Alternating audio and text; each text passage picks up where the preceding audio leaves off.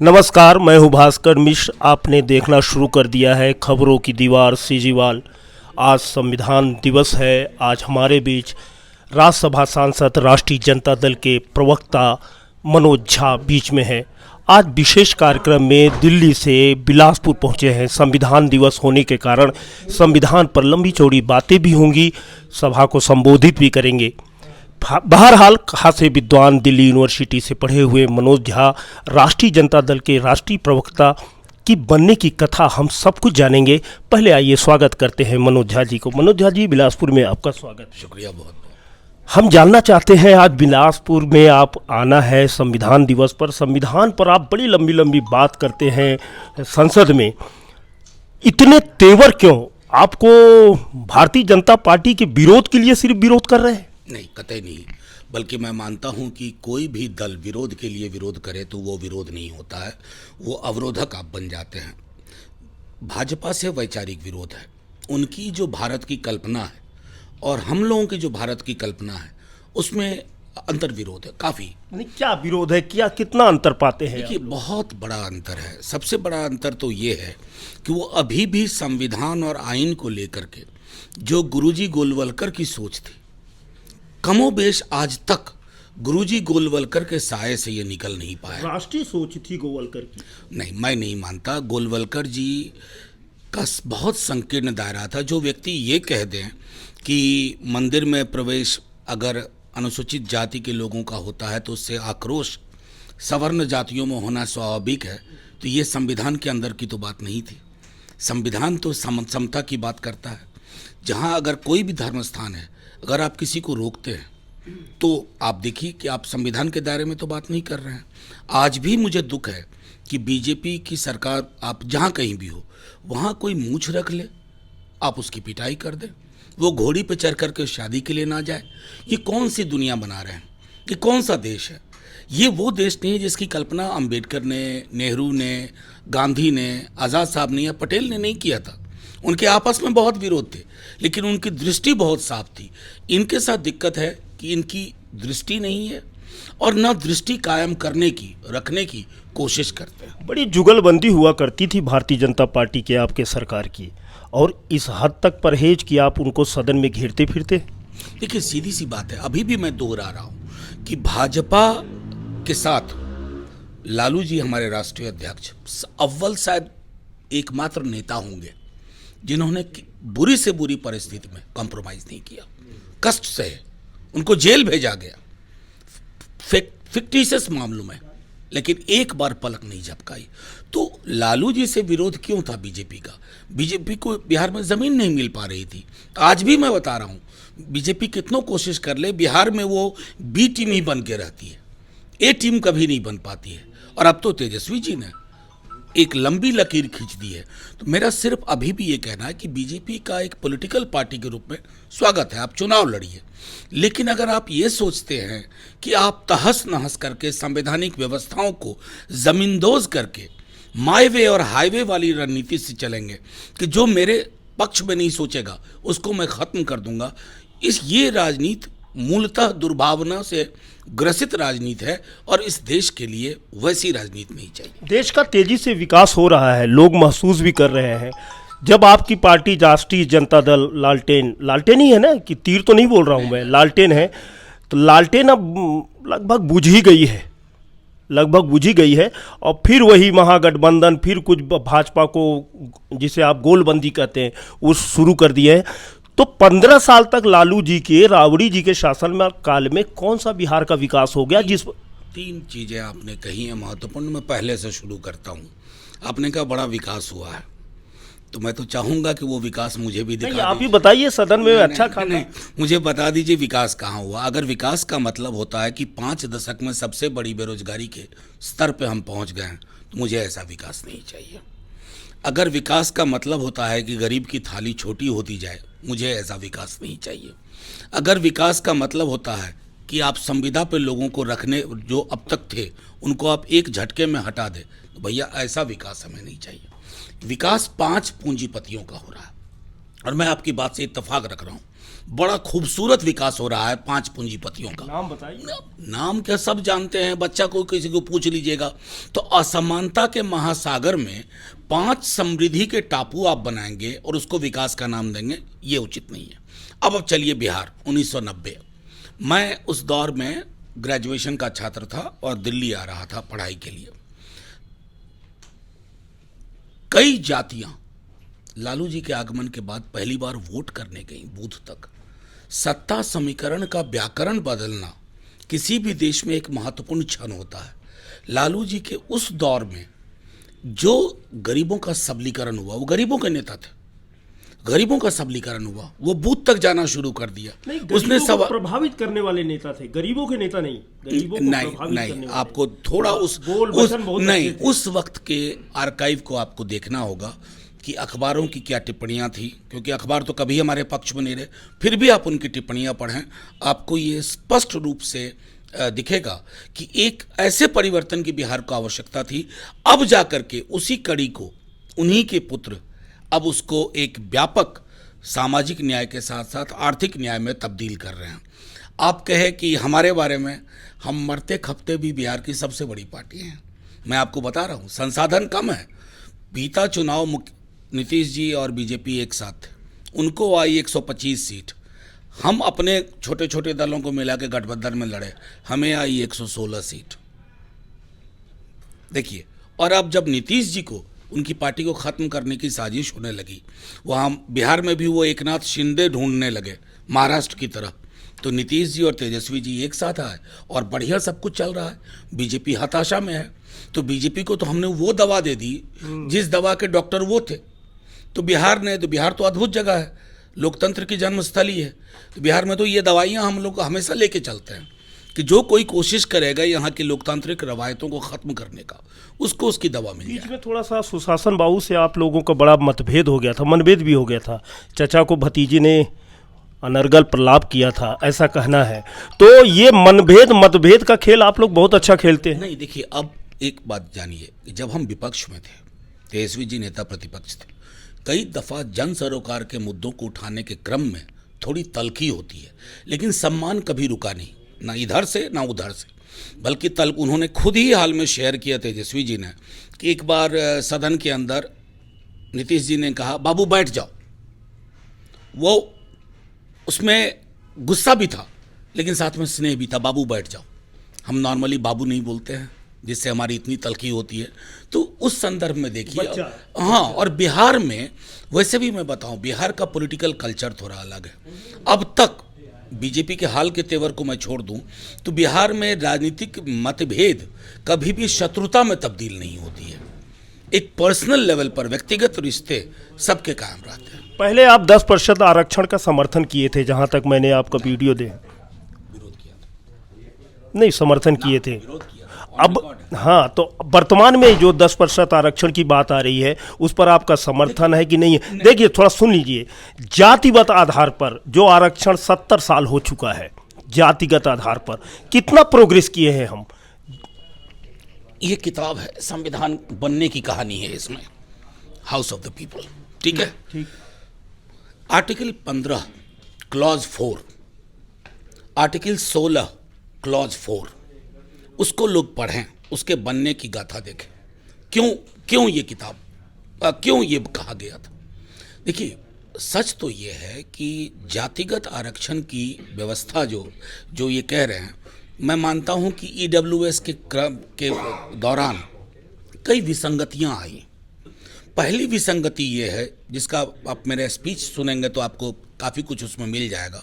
मैंने कहा था कि मानता हूं कि कुछ सवर्ण जातियों में भी कुछ गरीबी है। कुछ नहीं, नहीं, अब मेरी पूरी बात सुन लीजिए, फिर काउंटर क्वेश्चन कीजिएगा। लेकिन वो गरीबी उस जाति में होने के कारण नहीं है। जाति से गरीबी नहीं उत्पन्न हो रही है। जिनकी बात आरक्षण की संविधान में है, उन जातियों में गरीबी जाति की वजह से।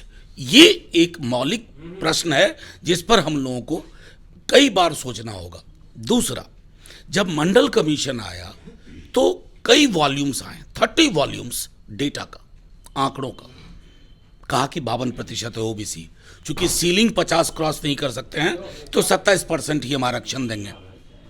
इस ईडब्ल्यूएस आरक्षण से पहले कोई स्टडी आई क्या? सदन में कोई अध्ययन प्रस्तुत किया गया?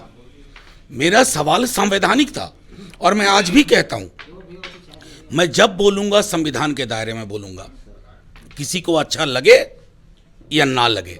मैं संविधान को खारिज करके कोई बात कैसे कह दूं सिर्फ इसलिए कि ताली बजवा लूं? तो फिर एनआरसी और सीए पर विरोध क्यों है आपका?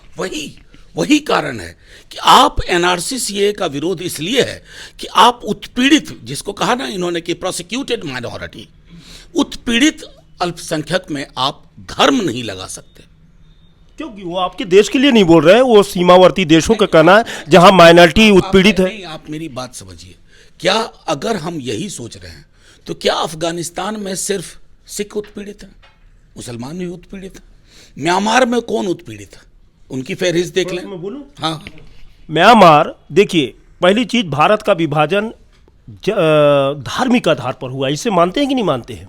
कि जिन्ना ने कहा कि मुझे एक अलग देश चाहिए जहां पर हिंदू और मुसलमान एक साथ नहीं रह सकते हैं। मैं हिंदुस्तान में मुस्लिम लोगों का समर्थक हूं, घनघोर समर्थक। जो यहाँ के हैं आज़ादी से वो यहीं रहे। बात यहाँ आती है कि जब पाकिस्तान में अल्पसंख्यक पीड़ित है, बांग्लादेश में अल्पसंख्यक पीड़ित है, म्यांमार में अल्पसंख्यक पीड़ित है, जैसे आप रोहिंग्या की बात कहेंगे, अफगानिस्तान। नहीं, मैं क्या कहूंगा आप तय नहीं करेंगे। सुनिए, मैं क्या कहूंगा ये आप तय नहीं करेंगे। चलिए अफगानिस्तान में पीड़ित हैं। दरअसल उन देशों के लिए है जहां माइनॉरिटी पीड़ित है। वे देश माइग्रेट हो सकते हैं अगर यदि मेजॉरिटी। नहीं, गांधी को पढ़ा है? बहुत पढ़ा है सर। नहीं, गांधी को अगर पढ़े होते तो आप ये जुबान नहीं बोलते। बहुत पढ़ा हूं सर। गांधी ने कहा था कि इस देश का मिजाज इतना ऊंचा बनाओ ना कि जब माइनॉरिटी की चिंता हो ना तो हम धर्म के आधार पर माइनॉरिटी को ना देखें। अफगानिस्तान में मुसलमान भी पीड़ित है, खोलिए ना दरवाजा। पाकिस्तान में मुसलमान भी, अहमदिया पीड़ित है, खोलिए दरवाजा। और देखिए, ये जो पीड़ितों का इतिहास देखेंगे ना, हमारे देश का प्रधानमंत्री क्यों बाहर जाकर के वसुधैव कुटुंबकम करते हैं? क्योंकि प्रधानमंत्री को भी पता है कि ये देश गांधी का है। देश में गोडसे की जुबान चला देंगे लेकिन विदेश में गांधी की जुबान चला हो रहा है, उसको कैसे रोकेंगे? नहीं, देखिए, इन्फिल्ट्रेशन रोकने के बहुत तरीके हैं। अपने बॉर्डर को सिक्योर करिए ना। आप लोएस्ट हैंगिंग फ्रूट पे जा रहे हैं, बॉर्डर को सिक्योर करिए। क्यों नहीं मैं सुनता हूं अपने सरकार को, जिस तेवर से आप पाकिस्तान के बारे में बात करते हैं उसी तेवर से चाइना के बारे में बात क्यों नहीं होती? गलवान को मैं कहा उसी तेवर से क्यों नहीं बात होती है? वहां पट्टी क्यों मार लेते हैं? पाकिस्तान को तो आप गुजरात चुनाव में भी ले आते हैं, चीन को भी लाइए ना चुनाव में। नहीं लाएंगे आप? क्यों? ये भी बता दीजिए ना, डरते हैं क्या? देखिए, हम वो नहीं कह रहे, हम कह रहे हैं कि एक समष्टिगत सोच होनी चाहिए। मैं बार बार कह रहा हूं, इस देश का मिजाज महासागर वाला था। हम बहुत गरीब थे 47 में, लेकिन गुट निरपेक्ष आंदोलन के नेता थे, हमारी बात सुनी जाती थी गंभीरता पूर्वक। आज हमने अपने देश को महासागर से तालाब में तब्दील करने की कोशिश की है। महासागर वाला मिजाज और तालाब वाला मिजाज, फर्क है कि नहीं? है फर्क। अखंड भारत की बात तो कर रहे हैं तो महासागर की तरफ तो जा रहे हैं। अखंड भारत की बात तो तब ना होगी जब मैं तेवर देखूंगा चाइना के बॉर्डर पर भी वही होना चाहिए। ये कैसी बात कर रहे हैं? देश को खंड खंड कर रहे हैं और अखंड भारत की बात कर रहे हैं। आपने हर गली हर घर को बांट के रख दिया। अब तो दूर की छोड़िए, घरों के अंदर बाप बेटे के बीच में दीवार खड़ी कर दी। ऐसा भारतीय जनता पार्टी की तरफ से कहना है कि पहले भी आप लोगों ने जातिगत राजनीति किया था, अभी भी जातिगत राजनीति कर रहे हैं। नहीं, वो तो लगता है स्वर्ग से फॉर्मूला लेते हैं। नहीं, आप उनका छत्तीसगढ़ का ही मॉडल देख लीजिए ना, जातियों का समन्वय कैसे बिठाते हैं। देखिए, जाति, लोहिया जी भी बोल गए और बहुत अच्छे से कि जाति एक नियामक है। जिस देश में जाति जा ही नहीं रही है तो उसके वोटिंग पैटर्न पर आपको क्यों ऐतराज है साहब? बहुत लोग कहते हैं ना कि आरक्षण खत्म करो। साहब, जाति खत्म करो ना, 10 दिन के अंदर आरक्षण खत्म। जेपी ने तो खत्म किया है, कुमार में लोग आ गए। कहाँ? देखिए, सरनेम ये है ना, मैंने सदन में एक दिन कहा था, ये अद्भुत देश है, यहाँ नाम से कुछ नहीं होता है, सरनेम से पता चलता है कौन कहाँ तक जाएगा। सरनेम में ही छिपा हुआ है कि फलाना जी हैं तो उनके लिए सारा रास्ता खुला हुआ है, और फलाने जी में जी नहीं लगा हुआ है, वो सरनेम है तो वो रुक जाएंगे। थोड़ा वर्तमान में लौट आते हैं। अरुण गोयल जी नाम तो बड़े चर्चित हैं इस समय, मुख्य चुनाव आयुक्त। इसमें आपको क्या कुछ गड़बड़ दिखाई दे रहा है क्या? सुप्रीम कोर्ट को गड़बड़ दिखाई दे रहा है, मेरी बात तो छोड़ दीजिए। अगर सर्वोच्च न्यायालय ने फाइल मंगवाई और ये कहा कि बिजली की तेज गति से ऐसा करने की क्या जरूरत थी, तो उनकी टिप्पणी के साथ मैं अपने को एसोसिएट करता हूं, क्योंकि चुनाव आयोग की विश्वसनीयता 8 वर्षों में मोदी जी की सरकार ने शून्य के सूचकांक पर पहुंचा आपको दिया। कहाँ गड़बड़ नजर आता? अब तो सुप्रीम कोर्ट आपके मैं अनुकूल आपको कर दिया। नहीं, मैं आपको एक बात बताता हूं। ऐसा क्यों होता है कि बीजेपी का कोई सांसद चुनाव की डेट के अनाउंसमेंट से पहले डेट बता देता है, इस डेट में चुनाव होंगे, 4 चरण में होंगे। ये कौन सा फार्मूला उनके पास पहले आ जाता है? हेट स्पीच दिया जाता है, आजम खां पे केस, ठीक है, हमको कोई आपत्ति नहीं, लेकिन योगी आदित्यनाथ पे क्यों नहीं केस? क्या क्या नहीं बकते हैं वो चुनाव के दौरान। अभी जो लोग बोल रहे हैं जाके गुजरात के चुनाव में मोरबी के हादसे के बारे में बोल नहीं रहे हैं, लेकिन हिंदुस्तान पाकिस्तान कर रहे हैं, हिंदू मुसलमान कर रहे हैं। क्या बना दिया इस देश को? दरअसल ऐसा लगता है झा साहब, भारतीय जनता पार्टी हिंदू मुस्लिम कम, बल्कि झा साहब के अलायंस कुछ ज़्यादा ही चश्मा लगा कि हिंदू मुस्लिम में उसको देख रहे हैं। आफ्ताब हो गया, पप्पू हो गया, अखलाक हो गया, कोई भी हो। नहीं, हमको एक बात बताइए, आफ्ताब ने बड़ा विभत्स दुर्दांतकारी कृत्य किया, यही काम मनोज झा कर था। तो मेरे नहीं, तो मेरे धर्म के चश्मे से देखते क्या? ये सवाल आपको पूछता हूं। मनोज झा ने टुकड़े टुकड़े किए होते, क्या मेरे धर्म के चश्मे से उस कांड को देखते? नहीं नहीं, ये गुनाह हो रहा है पूरे देश में। इस देश को छत विछत करने की कोशिश हो रही है। अरे बीजेपी आज है कल नहीं होगी, कोई अमृत पी के नहीं आया, लेकिन इस देश को रिपेयर करने में, यहाँ की मान्यताओं को बहाल करने में सैकड़ा बरस लग जाएगा अगली कोई भी चुनी हुई सरकार को। इतना नुकसान कर दिया है। पंडित जवाहरलाल नेहरू, इंदिरा गांधी, राजीव गांधी, मोरारजी देसाई, मनमोहन सिंह, चंद्रशेखर, वीपी सिंह, जितना भी नाम आई के गुजराल भी ले लेते हैं, और इन लोगों ने देश के लिए कुछ किया भी है कि नहीं किया है? अगर नहीं किया होता तो मोदी जी को इतना बेचने का मौका कहाँ से लगता, जो लगातार बेचते जा रहे हैं। हाँ, वो तो संपत्ति पुरखों ने अर्जित की थी। आप बैठ करके, हमारे यहाँ बिहार में एक कहावत है कि बहुत मतलब बड़ा आदमी था एक, बेटा कुछ नहीं किया, बड़ बखान सरपुतिया को भरता, अय्यास था। तो उसने क्या किया कि जमीन बेच करके डेली मटन दारू लेता था वो, और कुछ दिन के बाद ऐसा हो गया, कटोरा लेकर के सड़क पे आ गया। वही हालत कर रहे हैं। क्या हम कटोरा की तरफ जा रहे हैं? देखिए, मैं आपको बता रहा हूं कि इसको मैं हास्य में नहीं कहना चाहूंगा। पर कैपिटा डेट, जिसको कहते हैं प्रति व्यक्ति कर्ज, इस देश के औसत नागरिक पे इतना है ना, उसकी भरपाई संभव नहीं है। इस सरकार के पास कोई ब्लूप्रिंट नहीं है आगे जाने का। झा साहब, मदरसे को लेकर बड़ी तेजी से राजनीति हो रही है। क्या ऐतराज है मदरसा का यदि सर्वे होता है? क्या ऐतराज है यदि मदरसा में कोई विघटनकारी तत्व, राष्ट्रद्रोही तत्व पाया जाता है, उसके खिलाफ एक्शन लेता है? इतना चिल्लपो क्यों? नहीं, कोई नहीं, हमने तो कभी विरोध नहीं किया। मदरसे का सर्वे करिए, उसको आधुनिक बनाइए, सब कुछ कीजिए, लेकिन तमाम उन और जगहों का भी सर्वे कीजिए जहां से विघटनकारी चीजें हो रही। कौन सा जगह है बता दीजिए? कई सारे हैं। अब आप ही लीजिए ना, एक व्यक्ति जिसका सुना, राशिद बन करके कह रहा था 35 नहीं 36 टुकड़े करने चाहिए, बाद में पता चला वो विकास। देख रहे हैं क्या हो रहा है इस देश में? विकास वही तो नहीं है। नहीं, मैं कह रहा हूँ, हाँ, वो वाला विकास तो मैं टिप्पणी नहीं करना चाहूँगा, क्योंकि वो थोड़ा ज़्यादा ये हो जाएगा कि लेवल पे नहीं रहेगा। लेकिन मेरी चिंता ये है कि जहाँ कहीं विघटनकारी तत्व हैं, जो समाज को तोड़ने का काम करते हैं, जो लोग ये कहते हैं गोली मारो सालों को, ये जुबान बोली जाती है, और वो व्यक्ति कैबिनेट मंत्री आपके बने रहते हैं, जो किसानों को कुचल देते हैं अपनी जीप के नीचे, वो लोग आपकी काबीना में मंत्री रहते हैं। जो लोग गुजरात के चुनाव में जा कर के ये कहते हैं कि कांग्रेस सरकार में अगर आ गई तो पाकिस्तान खुश होगा। हमारे बिहार में इन्होंने कहा था कि अगर हमारी पार्टी जीत जाएगी तो पाकिस्तान में पटाखे चलेंगे। साहब, पाकिस्तान में तो पता नहीं क्या हुआ, लेकिन बिहार में खूब पटाखे चले जहाँ हम जीत गए। दोष कहाँ है, संविधान में है कि भारतीय नेताओं में?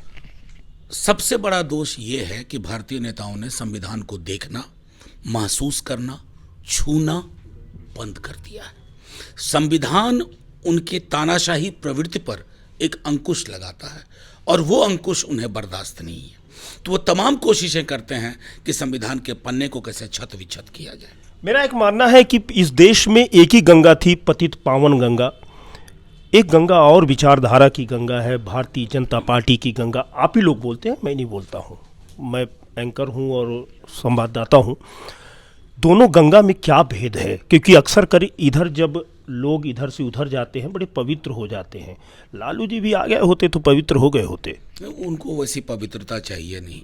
ऐसी पवित्रता जो बीजेपी के दफ्तर से मिलती हो ना, वो आज भले 4 लोग आपकी ताली बजा लें, जब इतिहास लिखा जाएगा ना तो ये दर्ज नहीं होगा कि किसने तानाशाह के सामने सजदे करने शुरू किए। इतिहास उनका नाम लेगा जिसने तानाशाह को कहा। आपने मोदी को तानाशाह की तरफ इशारा किया है। प्रवृत्तियां हैं, प्रवृत्तियां तो हैं। प्रधानमंत्री को तानाशाह, कमाल है। इंदिरा जी को तानाशाह नहीं कहा था लोगों ने, भूल गए आप? तानाशाह क्या होता है? अब हमको एक बात बताएं, मैं अगर यहाँ के बाकी साथियों को पूछ दूं हमारे देश में केमिकल फर्टिलाइजर मिनिस्टर कौन है, अभी किसी को नहीं पता होगा। पूरी कैबिनेट में एक व्यक्ति है, द्वितीय नास्ति। एक व्यक्ति है जो कैबिनेट है, वही सब कुछ है। बल्कि हाल में किसी के क्विज कंपटीशन में पूछ दिया गुजरात का सीएम कौन है, पता नहीं था लोगों को। तो आप देश में भी आप देखें तो एक व्यक्ति है, उनकी सोच है। और बल्कि मैं कहूंगा कि एक में तो भगवान कृष्ण भी तानाशाह हो जाएंगे। एको हम दूसरों नास्ति, ये तो गीता का बात है साहब। भगवान कृष्ण को समझने के लिए एक बड़ी दृष्टि चाहिए। एको हम दूसरों नास्ति की बात नहीं, एको हम द्वितीय नास्ति, वो संदर्भ और ये संदर्भ बिल्कुल अलग है, बिल्कुल अलग अलग है। 24 के चुनाव में कुछ आपका महागठबंधन का कुछ असर? देखिए, मैं सीधी सी बात कहता हूं कि 24 में बातचीत चल रही है। खुद नेता हमारे डिप्टी सीएम अभी मिले भी हैं, सीएम साहब, ये लोग सब कोशिश कर रहे हैं। हमारी एकमात्र कोशिश है ना कि जो भी गठबंधन बने उसका जो विकल्प जो उभरे वो संविधान के इर्द गिर्द उभरे, वही कॉमन मिनिमम प्रोग्राम चाहिए। फिर उसमें तेजस्वी यादव प्रधानमंत्री बन के उभरेंगे? देखिए, उनको अभी लंबा कैरियर है। He is just 32 years old, 32 साल के। और अभी आप बिहार को थोड़ा गौर करिएगा कि स्वास्थ्य के क्षेत्र में या जो महकमे उनके पास है उसमें क्रांतिकारी बदलाव हो रहे हैं। और अभी उनकी पूरी मंशा यह है कि नीतीश जी के साथ मिल करके देश के तमाम विपक्ष के दलों को एक साथ बिठाने की कोशिश शुरू होनी चाहिए। वो हो जाएगा, फिर विकल्प आएगा। भारत विभाजन के गुनाहगार नेहरू को कहा जा रहा है वर्तमान में, आप सुनते आ रहे हैं। सच सच बताइए, गुनाहगार कौन है? इसके लिए तो सबको इतिहास ढंग से पढ़ना होगा। आपका इतिहास तो मैं तो सीधे तौर पर कहता हूँ, परिस्थितियाँ गुनहगार थी। बापू जैसे व्यक्ति को स्वीकार करना पड़ गया, लाखों मौतें और होती। और सबसे बढ़िया तो सरदार पटेल ने कहा कि हम ऐसी परिस्थिति में पहुँच गए हैं जहाँ विभाजन के अलावा कोई दूसरा विकल्प नहीं। अब वैसे लोग गुनहगार मान रहे हैं जिन्होंने सबसे बड़ा गुनाह किया था कि जब आज़ादी का आंदोलन चल रहा था तो वो अंग्रेजों के साथ गलबहियाँ कर रहे थे। सावरकर उनके साथ थे। देखिए, वीर सावरकर काला पानी जाने से पहले वीर जरूर थे, उसके बाद वीरता गुम हो गई। विनायक सावरकर मैं कह रहा हूँ, मैं वही कह रहा हूँ कि काला पानी से पहले वीर थे, उसके बाद वीरता गुम हो गई। कुछ शक है क्या? देखिए, मेरा सीधे तौर पे मानना है कि मैं तो एक तरफ भगत सिंह को देखता हूँ जो अपनी पैरवी तक को तैयार नहीं थे, और दूसरी तरफ सावरकर को देखता हूँ जिन्होंने माफीनामे पर माफीनामा लिखा। तो इस देश को तो ये 2 मॉडल दिख रहा है ना, एक तरफ हमारा भगत सिंह और एक तरफ वीर सावरकर।